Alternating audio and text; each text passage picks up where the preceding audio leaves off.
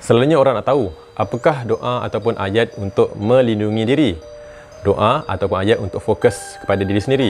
Tapi kali ini aku nak sharekan satu doa yang kita baca untuk melindungi keluarga kita dan harta benda kita.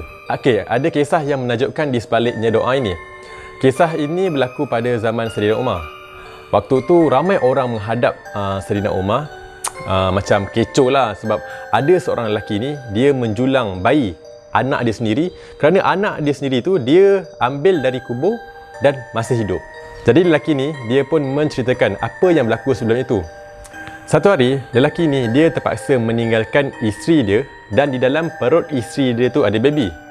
Dia terpaksa tinggalkan, dia terpaksa berjauhan dengan isteri dia sebab dia ada tugasan yang penting untuk diselesaikan. Jadi sebagai seorang suami, of course lah dia risau tentang keselamatan, lagi-lagi baby yang berada di dalam perut. Jadi lelaki ni pun dia mendoakanlah baby di dalam perut isteri dia supaya Allah menjaga baby di dalam perut isteri dia.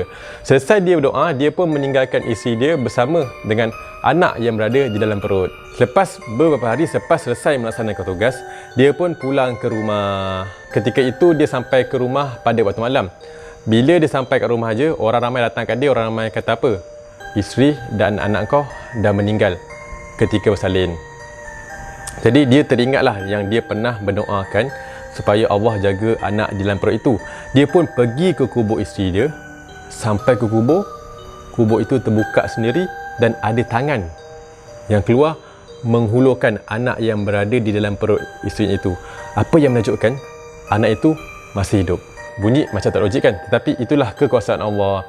Isteri meninggal, anak di dalam perut selamat. Kerana apa? Kerana dia lupa untuk mendoakan isterinya sekali. Yang hanya dia doakan untuk keselamatan anak di dalam perut saja. Aku pun ada pengalaman lah dalam mengamalkan doa ni. Waktu tu aku tinggalkan rumah aku sekitar dalam 2 bulan macam tu lah. Satu hari jiran aku ni call. Dia nak bagi tahu yang rumah dia kena pecah masuk ikut pintu belakang. Pintu belakang dia dengan pintu belakang rumah aku sebelah-sebelah je. Bila aku sampai je kat rumah, aku tengok rumah aku alhamdulillah selamat. Dan jiran aku pun pelik. Kenapa pencuri itu tak masuk je rumah aku sedangkan rumah aku tak ada orang? Rumah dia ada orang. Sedangkan pintu belakang kami tu sebelah-sebelah je. Itulah antara aku rasa pengalaman aku yang paling besar lah ketika aku mengamalkan doa ini. Itulah antaranya kehebatannya doa ini.